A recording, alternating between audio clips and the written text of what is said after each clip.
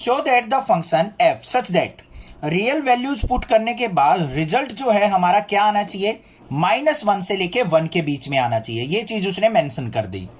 Defined by f x equal to क्या है, x by 1 plus mod x, और x जो है वो बिलोंग्स टू रियल वैल्यूज है। Is 1 1 and onto function, इसको हमें 1 1 और ऑन टू फंक्शन भी प्रूव करके दिखाना है।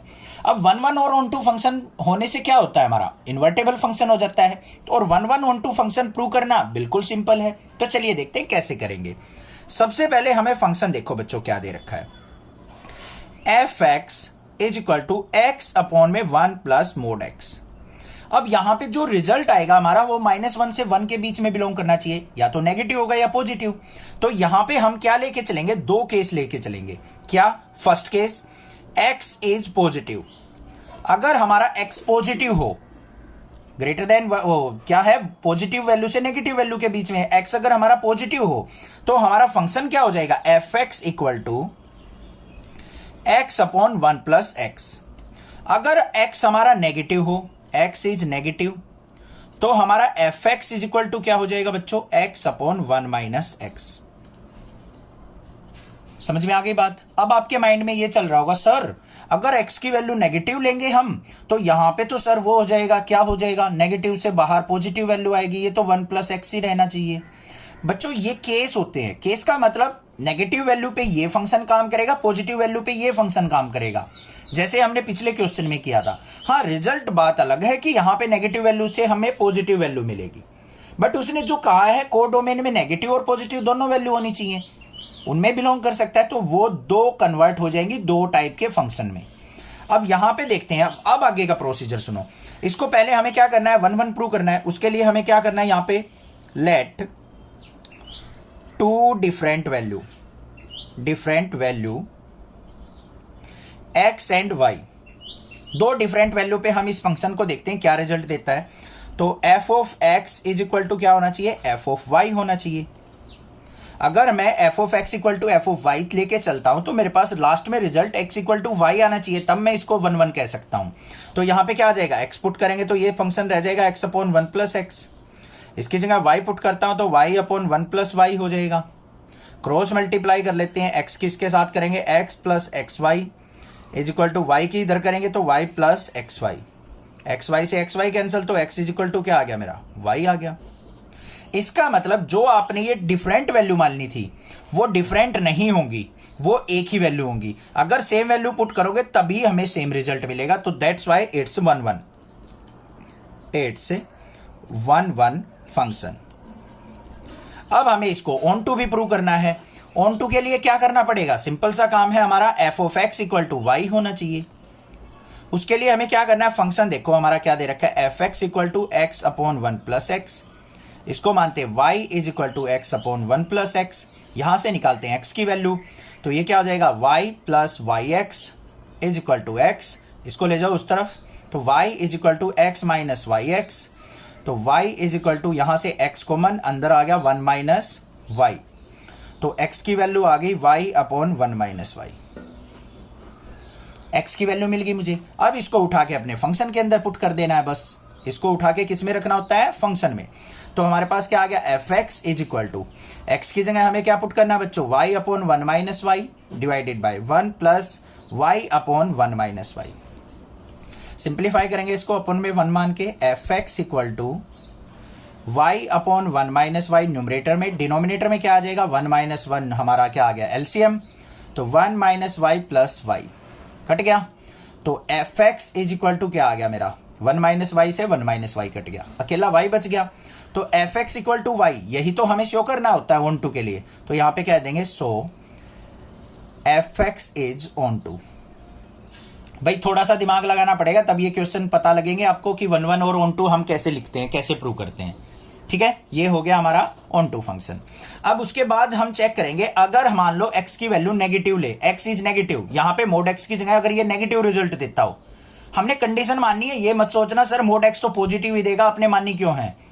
2 तरीके के रिजल्ट मान के चलेंगे हम, क्योंकि रिजल्ट हमारा नेगेटिव और पॉजिटिव के बीच में लाई कर रहा है, -1 से 1। अगर नेगेटिव आता है तो -x, पॉजिटिव आ गया तो +x, इन दोनों पे हमें 1 1 ऑन टू देखना है। ये तो हो गया पॉजिटिव वैल्यू पे। अब नेगेटिव पे देख लेते हैं। अब हमारा फंक्शन क्या होगा, नेगेटिव वैल्यू पे x इज नेगेटिव, तो f x equal to x upon 1 minus x. इसके लिए हम क्या करेंगे, लेट टू डिफरेंट वैल्यू कुछ और मान लेते हैं, हम x1 एंड x2 मान लेते हैं। अब हमें क्या करना है, f of x1 is equal to f of x2 लेके चलना है। मतलब रिजल्ट जो है टू डिफरेंट वैल्यू पे सेम आना चाहिए। अगर ऐसा है तो हम क्या करेंगे, यहां पे फंक्शन में पुट करेंगे, तो x1 divided by 1 minus x1 is equal to x2 divided by 1 minus x2। Cross multiplication होगी x1 की इससे, x1 minus x1 x2 is equal to इसके होगी x2 माइनस x1 x2। ये कैंसिल आउट हो जाएंगे, इस तरफ लेके जाके ये पॉजिटिव हो जाएगा, पॉजिटिव से नेगेटिव कैंसिल, तो यहां पे x1 इज इक्वल टू क्या आ गया, x2। इसका मतलब जो आपने दो डिफरेंट वैल्यू मानी थी x1 x2, वो कभी डिफरेंट नहीं होंगी, वो सेम वैल्यू होंगी, तभी हमारा रिजल्ट सेम मिलेगा, तभी ये फंक्शन 1 1 होगा। तो यहां पे क्या कह देंगे हम, सो इट्स 1 1 1 1। हो गई बात क्लियर। अब हमें इसको ऑन टू प्रूव करना है, तो उसके लिए f x equal to y होना चाहिए। अब देखो फंक्शन जो दे रखा है हमें, f x equal to x minus 1 by x है, इसको y मानते हैं, y is equal to x by 1 minus x. यहां से x की वैल्यू निकालते हैं, तो यहां पे क्या हो जाएगा, y की multiply y minus y x is equal to x. इसको ले जाओ उस तरफ, y is equal to x plus y x, y is equal to क्या हो जाएगा यहाँ पे 1 प्लस वाई इंटू एक्स, और x की वैल्यू क्या आ गई बच्चों, y अपॉन 1 प्लस वाई। इस वैल्यू को हमें फंक्शन के अंदर बस पुट करना है, करते हैं पुट। तो f x equal to x की जगह y upon 1 plus y divided by 1 minus y upon 1 plus y. LCM ले लेते हैं, एफ एक्स इक्वल टू क्या आ गया बच्चों, y upon 1 plus y divided by, LCM आ गया 1 प्लस वाई, 1 प्लस वाई की 1 से multiply, 1 plus y minus y, ये कट गया। तो यहां पे एफ एक्स इक्वल टू किसके आ गया मेरा, y के equal, so it's onto. बस यही चीज तो हमें प्रूव करनी थी कि टू डिफरेंट वैल्यूज पे, नेगेटिव और पॉजिटिव एक्स पे ये 1 1 और ऑन टू ही रहेगा। Show that the function f such that real values to real value given by f x, function दे रखा है हमें x cube, is injective function. अब इंजेक्टिव फंक्शन कौन सा होता है, हमारा 1 1 फंक्शन होता है, और 1 1 फंक्शन के लिए हमारी क्या होनी चाहिए, यूनिक डोमेन पे यूनिक इमेज हमारी मिलनी चाहिए, तभी हम उस फंक्शन को 1 1 कह सकते हैं या इंजेक्टिव कह सकते हैं। तो चलिए देखते हैं कैसे करना है सॉल्यूशन इसका। फंक्शन देखो हमें क्या दे रखा है, f x equal to x की पावर 3, और वैल्यू जो पुट होंगी f such that real values to real value. पहली बात क्या होती है, हमने सीखी है, एरो डायग्राम से चेक करते हैं, बाकी हम इसको जस्टिफाई भी करके देखेंगे। मान लो हमने कोई भी वैल्यू ली 1 2 3, पहले हमने 1 पुट किया, x की जगह 1 का क्यूब क्या हो जाएगा 1, 1 की इमेज बन गई भाई 1। 2 पुट किया, 2 का क्यूब क्या हो जाएगा हमारा 8, 3 पुट किया, इमेज बन जाएगी 27। तो यूनिक डोमेन पे यूनिक इमेज हमारी मिल रही है। तो यहां पे क्या लिखेंगे, for every unique domain image is unique, so it's 1 1। ये तो पहली बात होगी हमारी, इस तरीके से भी कर सकते हैं। दूसरा क्या मेथड होता है इसको जस्टिफाई करना, हमें फंक्शन दे रखा है f x equal to x cube, और यहां पे हम क्या करते हैं, let two value x1 and x2 be different. अगर x1 और x2, मान लो ये x1 है ये x2 है, दोनों डिफरेंट वैल्यू हमें दे रहे हैं, दोनों क्या है हमारे पास, ये डिफरेंट वैल्यू है, तो हमारा रिजल्ट क्या होना चाहिए, f of x1 is equal to f of x2 होना चाहिए। मतलब टू डिफरेंट वैल्यू पे अगर हमारा सेम रिजल्ट आए तो क्या होगा, यही चीज चेक करनी होती है 1 1 में। अगर हम कोई दो डिफरेंट वैल्यू पुट कर रहे हैं और रिजल्ट हमारा सेम आ रहा है, तो इसका मतलब हमें प्रूव करना होता है कि वो दो डिफरेंट वैल्यू नहीं पुट किया आपने, वो सेम ही वैल्यू पुट की है, तभी हमारा रिजल्ट सेम आएगा। अब ऐसा तो नहीं हो सकता बच्चों 1 पुट करो 1 रिजल्ट आ गया, 2 पुट करो फिर भी 1 रिजल्ट आ जाए, ऐसा तो नहीं होगा ना। हमें 1 ही पुट करना पड़ेगा 1 रिजल्ट लाने के लिए। दो डिफरेंट वैल्यू पे सेम रिजल्ट लाना है तो वो वैल्यू भी हमारी सेम ही होनी चाहिए, इसका मतलब ये प्रूव करना होता है हमें। अब यहाँ पे x1 पुट करते हैं फंक्शन में, तो यहाँ पे क्या हो जाएगा, x1 का cube is equal to x2 का क्यूब। दोनों तरफ क्या लेंगे, टेक 1/3, टेक जैसे क्यूब स्क्वायर रूट लेते हैं तो यहाँ पे क्या हो जाएगा, टेक क्यूब रूट। तो यहाँ पे क्या हो जाएगा हमारा, x1 की पावर 3 की power 1/3 is equal to x2 की पावर 3 की पावर 1/3। दोनों तरफ ले लिया, 3 से 3 कैंसिल, 3 से 3 कैंसिल, तो x1 इज इक्वल टू क्या आ गया मेरा, x2। मतलब जो x1 x2 आप दो डिफरेंट वैल्यू ले रहे थे, वो डिफरेंट वैल्यू पे सेम रिजल्ट कभी नहीं मिलेगा आपको। उसके लिए आपका x1 x2 इक्वल होना चाहिए, एक जैसा होना चाहिए। तो यहां पे कह देंगे हम, so fx equal to x cube is 1 और इंजेक्टिव फंक्शन, हेंस प्रूव्ड, या फिर this is the answer. Given a non empty set x, हमें एक x सेट दे रखा है जो कि नॉन एम्प्टी है, मतलब उसके अंदर कोई ना कोई एलिमेंट्स हैं। Consider p of x, p of x का मतलब क्या आता है, power set of x which is the set of all subsets of x, जो कि क्या है, x के जितने भी सबसेट बनेंगे उनका सेट बना हुआ है हमारा पावर ऑफ x। इसका मतलब तो ये हो गया। Define the relation r in px as follow, for subset a and b in px, a relation with b if and only if a is subset of b। बड़ा confusing लग रहा होगा आपको, क्या बोल रहे हो सर, समझ में नहीं आ रही, स्टेटमेंट ही नहीं समझ में आ रही। चिंता मत करो, अभी बताता हूं। Is r an equivalence relation on px, justify your answer. हमें क्या करना है, कोई भी एक एग्जांपल लेके चलेंगे। कोई भी एक सेट मान लेना है x, उसके अंदर मान लो एलिमेंट्स है 1 और 2। अब इसके अगर मान लो मैं सबसेट बनाऊं, वो क्या बनेंगे हमारे, p ऑफ x बनेगा।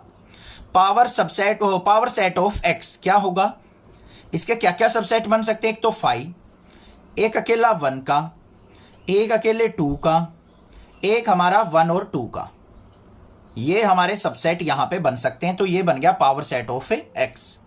अब हमें क्या करना है, यहां पे a और b के बीच में रिलेशन दे रखा है जो कि इस सेट के अंदर एग्जिस्ट करता है। ये दे रखा है for subset a and b in px, a relation with b if and only if a is subset of b। a को क्या कहा है, सबसेट ऑफ b कहा है, ये चीज ध्यान रखना। गिवन क्या है, एक तरीके से a सबसेट ऑफ b, क्या ये रिलेशन जो एग्जिस्ट कर रहा है a और b के बीच में, वो इक्विवेलेंस रिलेशन है, इसको जस्टिफाई करना है। अब आप ये बता दो मुझे, अब समझ में आ गई होगी थोड़ी सी बात, बाकी और क्लियर हो जाएगी अभी। अगर हम किसी रिलेशन को इक्विवेलेंस कहते हैं तो वो कब कहेंगे, अगर वो 3 प्रॉपर्टीज को फॉलो करता होगा तो हम उस रिलेशन को इक्विवेलेंस कह देंगे। कौन कौन सी, एक तो हमारा रिलेशन रिफ्लेक्सिव होना चाहिए, एक हमारा सिमेट्रिक होना चाहिए, दूसरा हमारा ट्रांजिटिव होना चाहिए, तभी हम उस रिलेशन को क्या कह सकते हैं बच्चों, इक्विवेलेंस रिलेशन। अब यहां पे देखो, सबसे पहले फर्स्ट पार्ट, अगर मान लो आपने कोई भी एक सेट ले लिया A, वो खुद का सबसेट होगा या नहीं होगा। मान लो A सेट के अंदर एलिमेंट है ये 1, और दूसरा कोई सेट है A, उसके अंदर भी एलिमेंट 1 है, तो ये दोनों आपस में एक दूसरे के सबसेट कहे जाएंगे या नहीं कहे जाएंगे। A सबसेट ऑफ A होगा और B सबसेट ऑफ B भी होगा, सो इट्स रिफ्लेक्सिव। रिफ्लेक्सिव का मतलब यही होता है अपनी इमेज क्रिएट कर दे एक जैसी ही। तो A ने A की इमेज क्रिएट कर दी, B ने B की कर दी, तो ये एक रिफ्लेक्सिव रिलेशन हो गया। दूसरा देखते हैं, दूसरा क्या होता है हमारा, सिमेट्रिक के लिए क्या होता है हमारा, A इक्वल टू B होना चाहिए और B इक्वल टू A होना चाहिए, इस तरीके से होता है। तो मतलब क्या है, यहां पे A सबसेट ऑफ B हमें दे रखा है, अगर कोई A है वो B का सबसेट है, तो क्या B सबसेट ऑफ A होगा, नहीं होगा कभी भी। तो ये क्या होगा हमारा, नॉट ए सबसेट। तो यहां पे क्या हो जाएगा, सो इट्स नॉट सिमेट्रिक। ये बात होगी क्लियर। अब एग्जांपल से भी बता देता हूं। मान लो हमारे पास क्या कह रखा है, A जो है सबसेट ऑफ B है। A को मान लेते हैं हम 1 और B को मान लेते हैं हम ये 1 और 2। तो बच्चों A देखो B का सबसेट है या नहीं है, A के एलिमेंट इसके अंदर प्रेजेंट है, but B subset of A नहीं है, क्योंकि 1 और 2 इसके अंदर प्रेजेंट नहीं है। तो ये हमारा नॉट ए सिमेट्रिक रिलेशन हुआ। थर्ड पार्ट पे चलते हैं। थर्ड के लिए हमें क्या चेक करना है, हमें ये अपना ट्रांजिटिव चेक करना है। ट्रांजिटिव के लिए क्या होता है हमारा, मान लो ए सबसेट बी का है और बी सबसेट सी का है, तो हमारा ए सी का भी सबसेट होना चाहिए। ठीक है भाई, ऐसी कंडीशन तो पॉसिबल हो सकती है हमारी।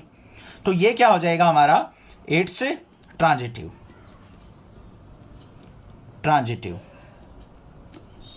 कैसे होगा, ए सबसेट को मान लो 5, बी को मान लो 1 और सी को मान लो 1 2।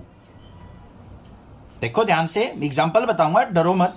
ए को मान लिया हमने 5, बी को मान लिया 1 और सी को मान लिया 1 2, इस तरीके से। तो देखो ए जो है बी का सबसेट है, इस कंडीशन को फुलफिल कर रहा है, बिल्कुल कर रहा है सर, 5 तो सबका सबसेट होता है। ठीक है भाई। उसके बाद बी जो है सी का भी सबसेट है। ठीक है सर, 1 भी एग्जिस्ट करता है, तो बी जो है इसका सबसेट है। और ए जो है सबसेट ऑफ सी भी है, ए इसका भी सबसेट है। तो ये क्या हो गया हमारा, ट्रांजिटिव। बट ध्यान से देखो, यहां पे एक टर्म आ गया हमारे पास, नॉट सिमेट्रिक, तो ये इक्विवेलेंस रिलेशन नहीं होगा। तो यहां पे क्या कहेंगे, सो इट्स नॉट इक्विवेलेंस।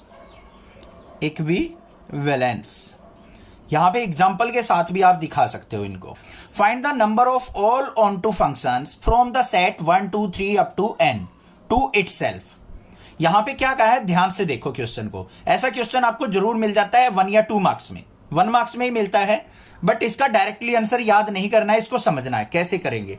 ध्यान से देखो, यहां पे जो number of all onto function बताने हमें इस सेट के, मान लो ए सेट है हमारे पास, उसके अंदर एलिमेंट्स क्या है, 1 2 3 अप टू n तक, ये दे रखे हैं हमें। ऑन टू फंक्शन देखने हैं हमें, उसके लिए इसका मतलब क्या, हमें प्री इमेज देखनी पड़ेगी। ये होती है हमारे पास प्री इमेज, ये तो इमेजेस बनती हैं इसमें, यहां पे हमारी होती है प्री इमेज। डोमेन, तो डोमेन क्या क्या पॉसिबल हो सकती है बच्चों, डोमेन मतलब ये सारी वैल्यूज पॉसिबल हो सकती हैं। पहले n नंबर ऑफ वैल्यू, जितनी भी वैल्यू प्रेजेंट हो, तो यहां पे क्या लिखेंगे, प्री इमेजेस जो पॉसिबल है वो क्या होंगी। अगर मान लो आपको 10 एलिमेंट्स दे रखे 1 2 3 अप टू 10 तक, तो 10 की 10 प्री इमेज बन सकती है हमारी, यहां पे वैल्यू ले सकते हैं हम। 9 भी ले सकते हैं, 8 भी ले सकते हैं, 7 भी ले सकते हैं, इस तरीके से। मतलब हाईएस्ट वैल्यू क्या होगी, n, उसके बाद n-1, उसके बाद n-2, इस तरीके से हम वैल्यूज लेते जा सकते हैं। ध्यान से समझो इसका मतलब क्या है।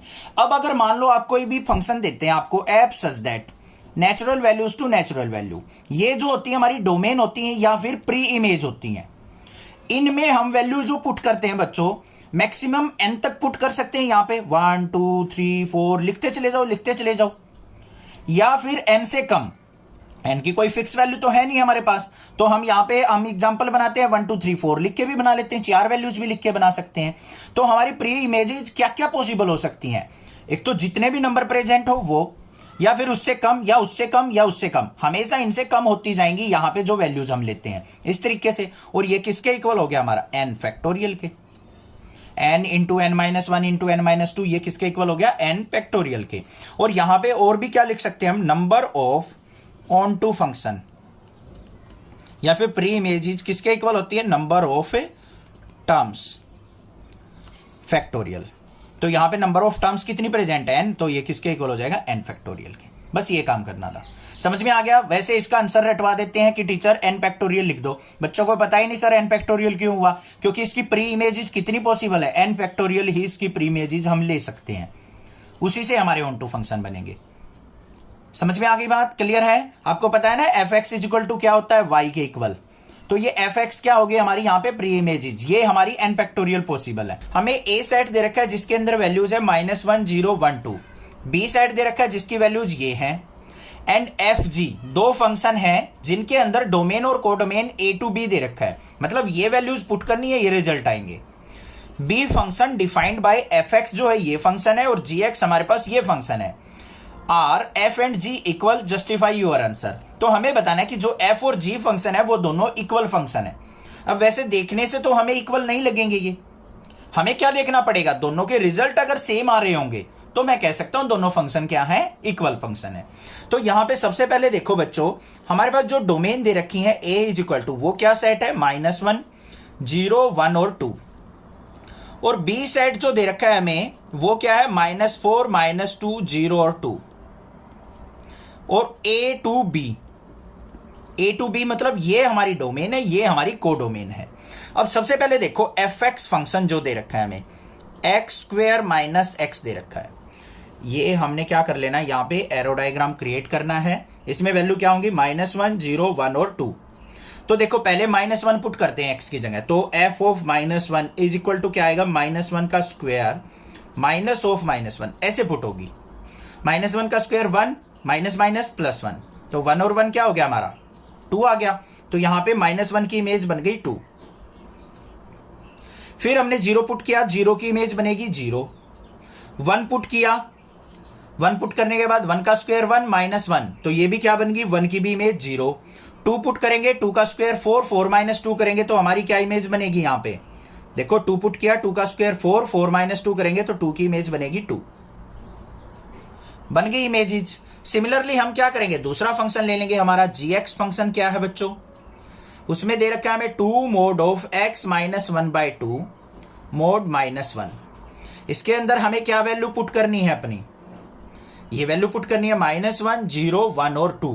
पहले -1 पुट करके देखो यहां पे, तो क्या आएगा हमारा, g of -1 is equal to 2 into -1 - 1/2 इसका मोड और माइनस में 1।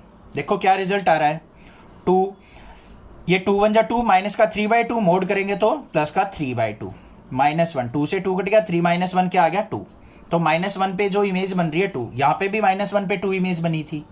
0 पुट करेंगे तो यहां पे क्या आ जाएगा मेरा, 2 से 2 कटेगा, देखो 0 पुट करने के बाद -1/2 हो गया, इसका मोड करेंगे 1/2, 2 से 2, 1 - 1, 0 आएगा।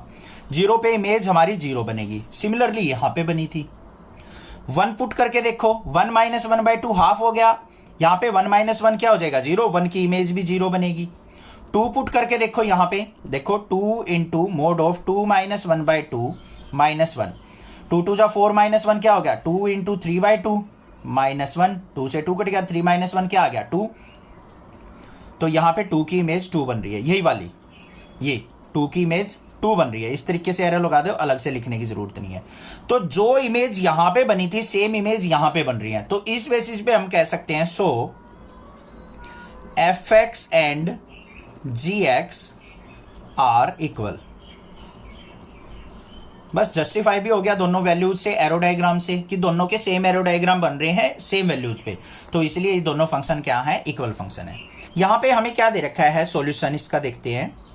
ए कोई सेट दे रखा है, उसके अंदर एलिमेंट्स है 1 2 3, then number of relation containing 1 2 and 1 3 which are reflexive symmetric but not transitive.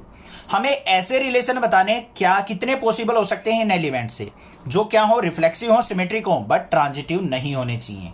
ठीक है, तो बच्चों ध्यान से देखो, ए सेट दे रखा है हमें, रिलेशन क्रिएट करने के लिए हमें क्या करना होता है, एक रो से, ये ए सेट हो गया, ये भी ए, इसका क्रॉस प्रोडक्ट किसके साथ, इसी के साथ, 1 2 3 का 1 2 3 के साथ। हमें ऐसा रिलेशन बनाना है जिसमें पेयर ऐसे लेने हैं जो रिफ्लेक्सिव सिमेट्रिक तो हो बट ट्रांजिटिव नहीं होने चाहिए।